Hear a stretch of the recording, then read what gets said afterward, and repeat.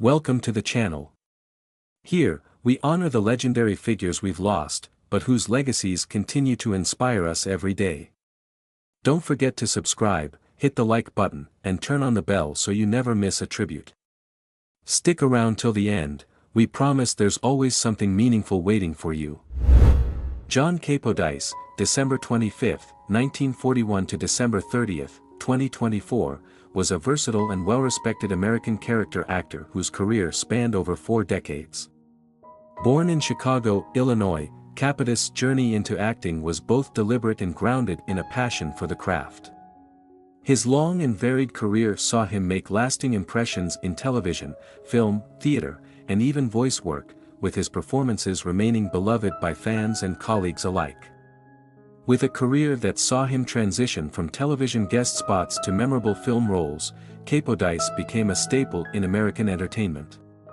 His passing on December 30, 2024, at the age of 83 marked the end of an era for a truly iconic character actor, leaving behind a legacy that will continue to inspire. Capodice's acting career began in the late 1970s when he started taking on small but significant roles in television. His first notable appearance came in 1978 when he was cast in a role on the ABC soap opera Ryan's Hope. This marked the beginning of his career on the small screen. His portrayal of Lloyd Lord in a 6-episode arc helped establish Capodice as a rising talent, and his ability to bring life to even brief roles quickly gained him recognition. Although he was just beginning to carve out a place for himself in the entertainment industry, Capodice's impressive performance in Ryan's Hope demonstrated his potential for taking on more varied roles across different genres. Following his debut on Ryan's Hope, Capodice's career continued to evolve. He went on to appear in guest spots on a variety of popular television series throughout the 1980s and 1990s, further cementing his reputation as a reliable and talented character actor. His extensive television resume includes appearances on beloved shows such as Spencer, For Hire, Kate and Allie, Seinfeld, Murder, She Wrote, Murphy Brown, Knots Landing, Hunter, and Law and Order. On Seinfeld, Capodice appeared in the episode The Revenge, 1991, where he played a laundromat customer. His ability to fit seamlessly into these ensemble casts was one of the factors that made Capodice so widely recognized. In each of these appearances, whether in a drama or a comedy, he effortlessly brought his unique charm and character to the screen, making each role memorable. One of the standout moments in Capodice's career came in 1989 when he appeared as a guest star on the television series Moonlighting. In this particular episode, Capodice played a character involved in a complex comedic plotline. His role in Moonlighting showcased his remarkable ability to navigate between comedy and drama, establishing him as an actor capable of pulling off multifaceted performances. His appearances in these shows demonstrated his incredible adaptability and his ability to enhance the overall dynamic of any production. Throughout his career, Capodice also appeared in a number of television commercials that contributed to his public recognition. One of his most well-known commercials was for Polly-O string cheese, which aired in the 1980s. In this commercial, Capodice played Fred, a confused pizzeria owner who is asked to make a pizza with extra cheese but hold the tomato sauce and the crust. This humorous commercial became an iconic part of Capodice's career and further showcased his comedic timing and ability to bring humor to everyday situations. Capodice's likable, down-to-earth persona made him the perfect fit for these light-hearted commercial roles, and he quickly became a recognizable figure in the world of advertising as well. His role as a trucker who gives medical advice in a popular Dime-Tap cold medicine ad also earned him recognition in the advertising world. While Capodice was known for his television and commercial work, he also made a significant impact on the stage. In the late 1970s and early 1980s, Capodice began performing in off-Broadway productions, with one of his first major theater credits being his role as a prison guard in the play Getting Out at Marymount Manhattan Theater in 1978. This play, written by Marcia Norman, focuses on the struggles of a woman adjusting to life after prison, and Capodice's performance in this production was praised for its depth and nuance. Getting Out was well received, winning 2 Outer Critics Circle Awards in 1979, and Capodice's involvement in the production was a testament to his talent and versatility as an actor. His role in the play demonstrated his ability to transition between stage and screen work, further expanding his range as an actor. Capitis' stage credits also included his involvement in the Broadway production of Requiem for a Heavyweight, a play by Rod Serling. This production starred major actors like John Lithgow, George Segal, and John C. McGinley, and Capitis' contribution to the cast helped elevate the performance. His theater work, while less frequent than his television and film roles, was another essential part of his career that showcased his range and commitment to the craft. In addition to his work on television and stage, Capitis' career spanned numerous films, many of which became cult classics. His first significant film role came in 1982 when he appeared as Doyle in the film Q, a low-budget horror movie about a giant, flying reptile terrorizing New York City. This marked the beginning of a long and successful film career for Capitis, who would go on to appear in a series of diverse films in the years to follow. His role in The Secret of My Success, 1987, in which he played a character in the KRS building, further solidified Capitis' place in Hollywood. His performance in Wall Street, 1987, as Dominic, was another example of his dramatic skills. Capitis was able to play characters that ranged from comedic to serious, showcasing his remarkable ability to shift between genres with ease. In 1989, Capitis starred in the film Family Business, where he portrayed Tommy. The film, which starred Sean Connery, Dustin Hoffman, and Matthew Broderick, focused on a family of criminals, and Capitis' performance added depth to the ensemble cast. The same year, he appeared in See No Evil, Hear No Evil, a comedy starring Gene Wilder and Richard Pryor. Capitis' role as Scotto, a police detective, added to his comedic resume, and the film became a cult favorite. These early roles established Capitis as a sought-after supporting actor in Hollywood, known for his strong character work and ability to contribute to diverse ensemble casts. The 1990s were a particularly productive time for Capitis in the world of film. He appeared in a variety of successful films during this period, including Ace Ventura, Pet Detective, 1994, where he played Sergeant Aguado, and Naked Gun 33 1/3, The Final Insult, 1994, where he portrayed Mr. Big. In Speed, 1994, Capitis' role as Bob, the bus driver, helped to elevate the film's ensemble cast, which included Keanu Reeves and Sandra Bullock. Capitis' performances in these films were notable for their ability to stand out even in a crowded ensemble, further proving his knack for creating memorable characters. Capitis continued to enjoy success in films such as Independence Day, 1996, where he played Mario, and Enemy of the State, 1998, where he appeared as older worker number 1. His roles in these major blockbuster films showcased his versatility, as he transitioned from action-packed thrillers to high-stakes dramas. Throughout this period, Capitis' ability to adapt to a wide range of film genres allowed him to remain a prominent and respected figure in Hollywood. In the 2000s and beyond, Capitis continued to work consistently, appearing in films such as The Phantom, 1996, True Friends, 1998, and The Street Sweeper, 2002. His voice work in the 2010 video game Mafia 2, where he voiced the character Sidney Penn, added another dimension to his career. His final film role was in the 2023 animated film Teenage Mutant Ninja Turtles, Mutant Mayhem, where he voiced a cab driver, a fitting way to close out his long and diverse career in entertainment. Off-screen, Capitis led a relatively private life, living in Los Angeles and later in Blauvelt, New York. His personal life remained grounded, and he was known for his warm and approachable demeanor, which earned him the affection of those who worked with him. Capitis' passing in December 2024 left a void in the entertainment industry, but his legacy lives on through the many roles he played and the impact he had on the people he worked with. Throughout his career, Capitis was known for his dedication to his craft, his commitment to bringing authenticity and depth to every role, and his ability to make even small roles memorable. His characters were never one-dimensional, rather, they were multifaceted, grounded in reality, and often infused with humor and humanity. Capitis' legacy as a character actor is one of enduring respect and admiration, and his contributions to television, film, and theater continue to resonate with audiences today. He will be remembered not just for the characters he portrayed, but for the way he made them come to life in the hearts of fans. Peter Waters Dingley, known professionally as Johnny Walker, was born on March 30, 1945, in Oulton, Warwickshire, England, and became one of the most beloved and iconic radio personalities in the UK.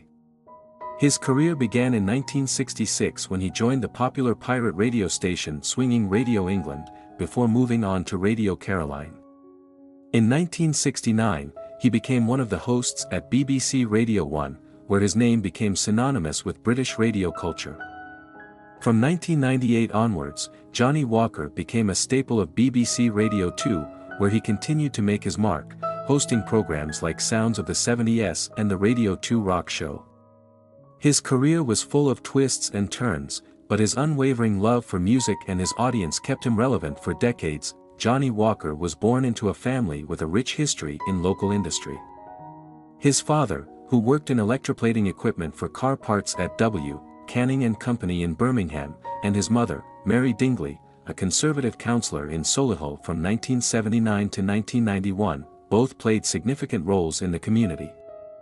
Growing up in Solihull, Johnny attended two independent schools, Ruckley School and Solihull School.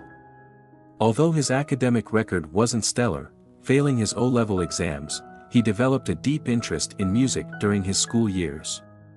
He also enjoyed playing rugby, but his real passion was always in music.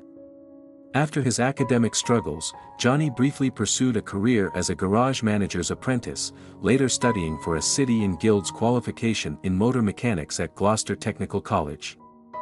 His original aspiration was to become a car salesman, but music was always calling him. He began his journey into the world of radio as a DJ, performing at local bars and ballrooms, where he first honed his craft. It was clear that radio, and not car sales, was his true calling. His big break came in May 1966 when he joined Swinging Radio England, one of the leading offshore pirate radio stations.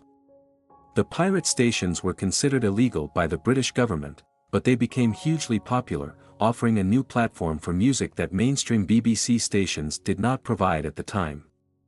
Radio Caroline, another famous pirate station, also became a major part of Johnny Walker's early career. After the government crackdown forced the closure of pirate stations in 1967, Johnny and a few other presenters continued broadcasting on Radio Caroline until 1968. His theme tune during this time was Dwayne Eddy's 1960 hit, Because They're Young, a track he would later rework into the intro for his Radio 2 drive time show. In 1969, Johnny Walker's career reached new heights when he joined BBC Radio 1. He began with a 2-hour Saturday afternoon show and quickly gained a following. By 1970, he moved to a weekday morning show, before transitioning into the lunchtime slot in 1971. His show featured a popular music quiz called Pop the Question, and a weekly chart rundown based on research from the British Market Research Bureau. His ability to connect with listeners made him a key figure at Radio 1 throughout the 1970s. In 1976, Walker's relationship with BBC management became strained after he expressed his opinion about the music being played on Radio 1, particularly criticizing the Bay City Rollers hit, Give a Little Love, calling it musical garbage. This controversy led him to leave Radio 1 and move to the United States. For 5 years, he worked for various radio stations in the U.S., including KSAN in San Francisco, KPFA in Berkeley, and WHFS in Bethesda, Maryland.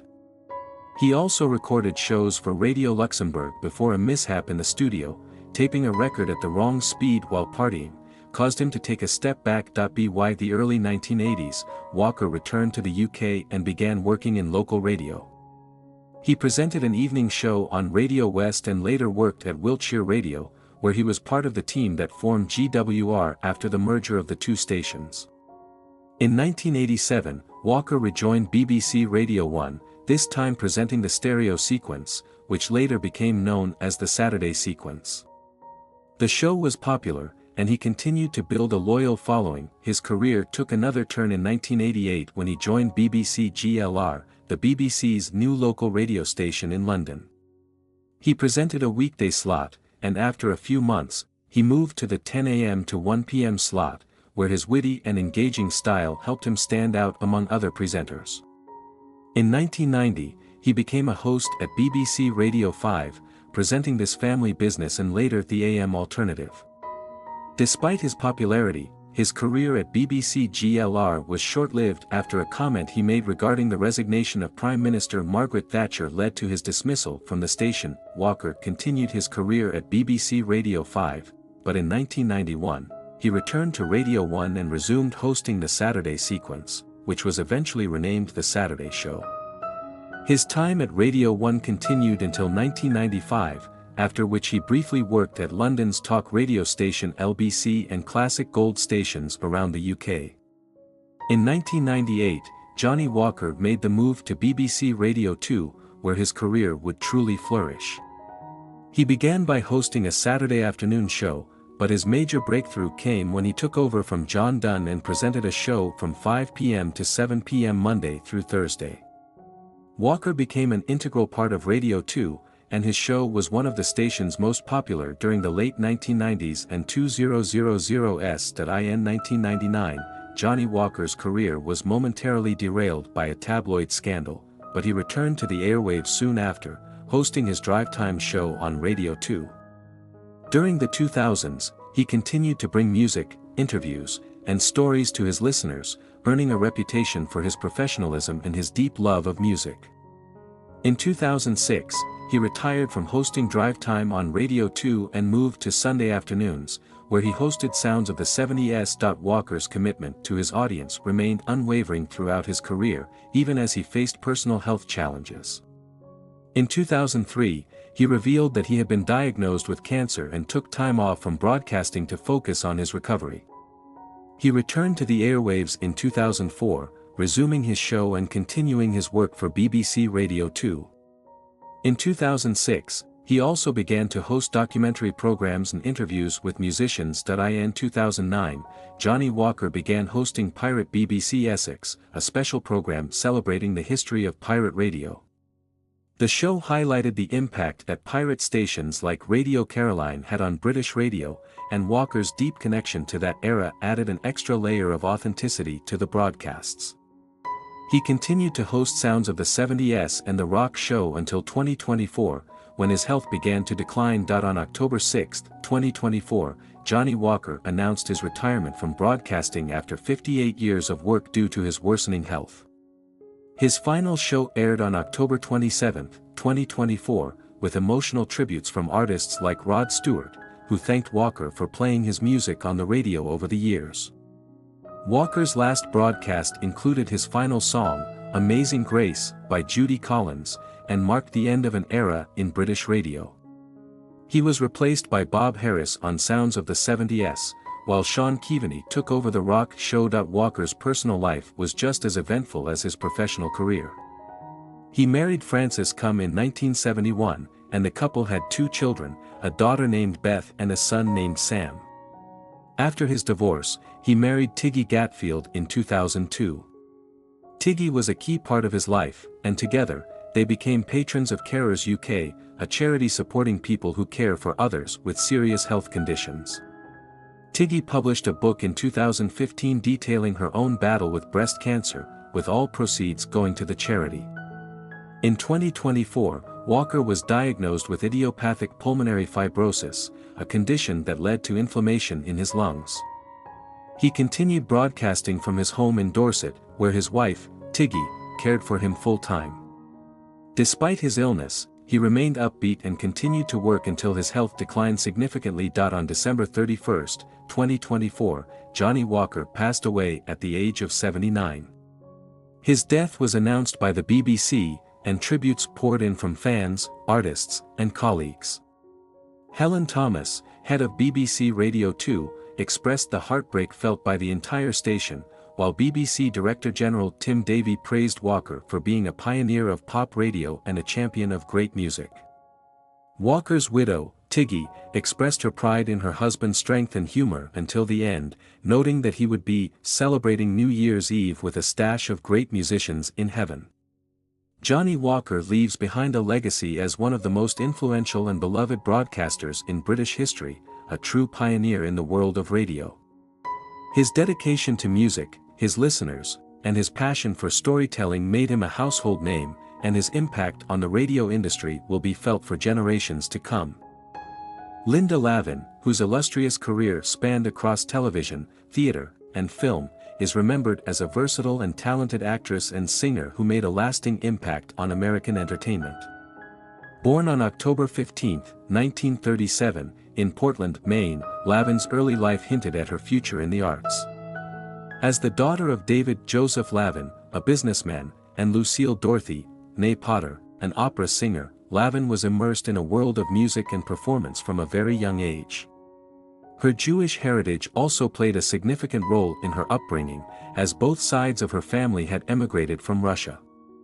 With a sister, Jocelyn, who was 9 years older, Linda's family was supportive of her interests, and she began performing on stage as early as 5 years old. Lavin's educational journey took her to Waynflete School and Deering High School before attending the College of William and Mary.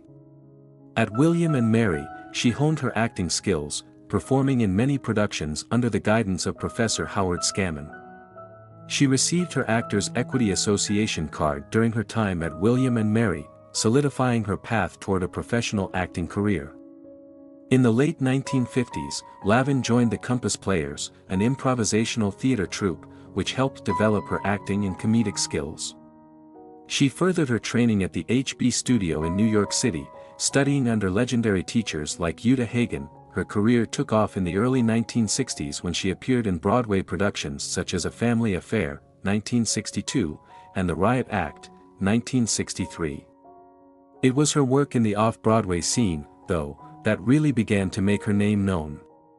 In 1965, Lavin starred in Wet Paint, a revue that earned her the Theatre World Award, and in 1966, she performed in The Mad Show. Her performance of The Boy from It's a Bird, It's a Plane, It's Superman became especially memorable and was praised for its flirtatious energy.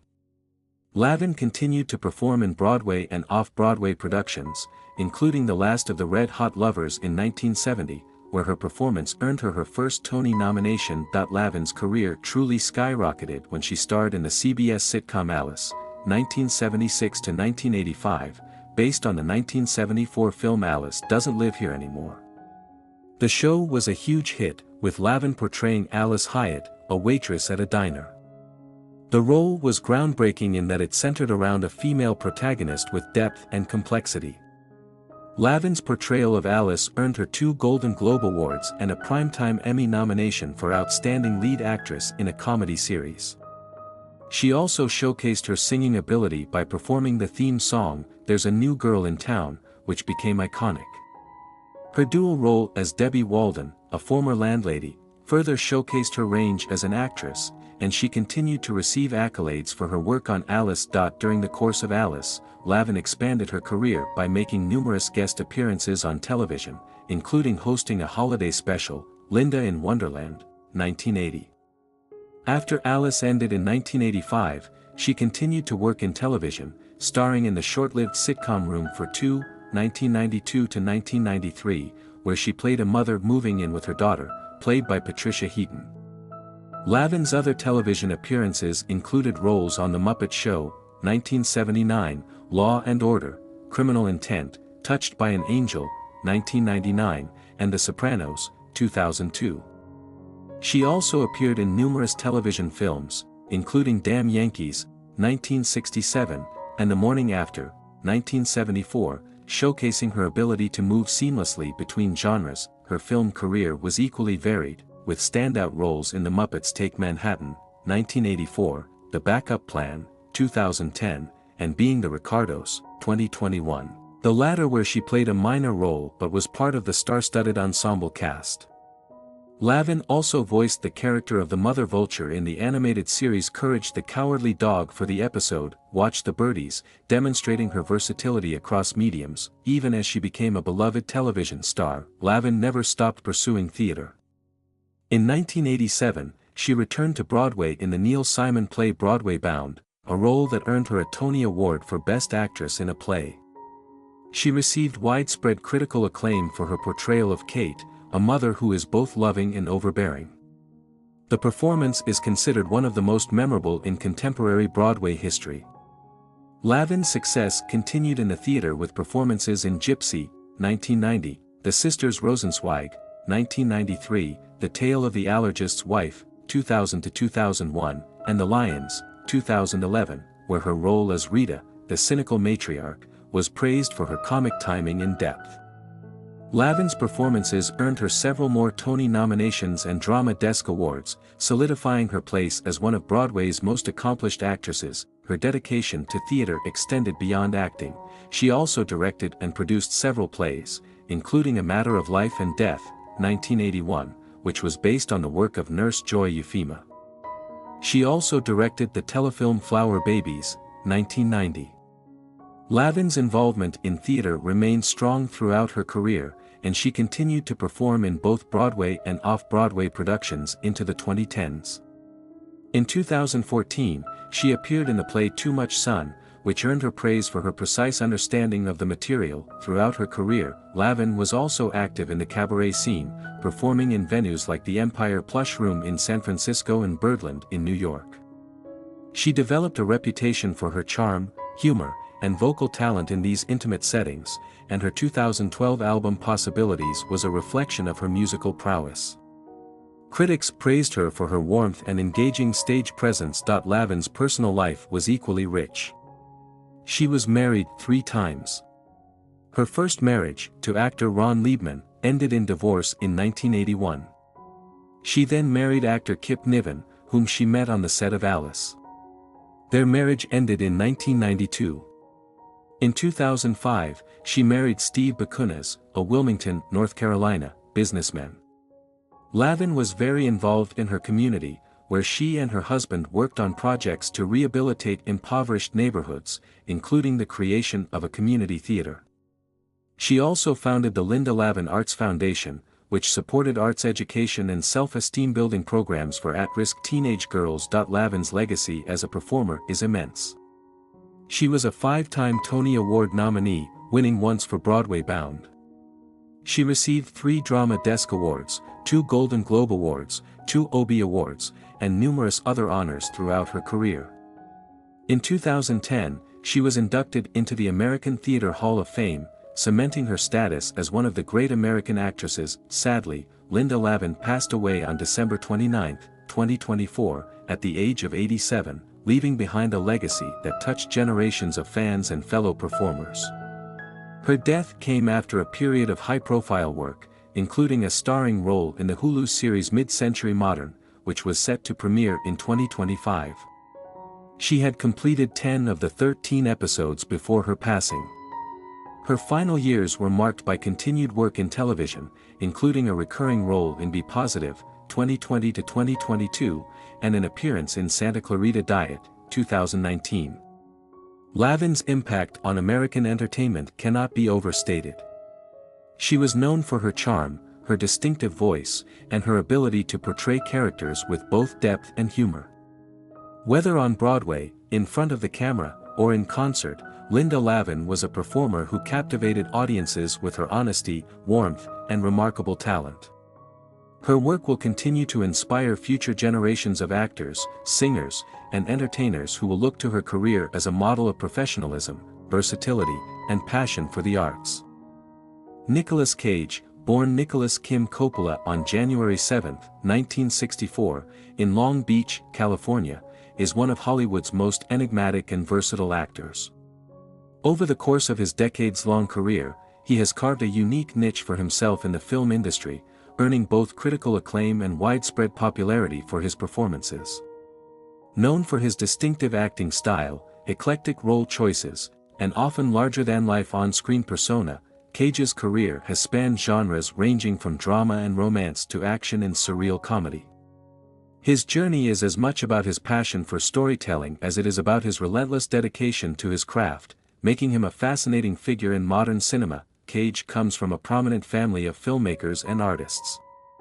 He is the nephew of acclaimed director Francis Ford Coppola and actress Talia Shire, and the cousin of directors Sofia Coppola and Roman Coppola. Determined to establish his career without relying on his family name, Cage adopted his stage name early in his career. He was inspired by the Marvel Comics superhero Luke Cage, and the decision symbolized his desire to stand apart and forge his own identity.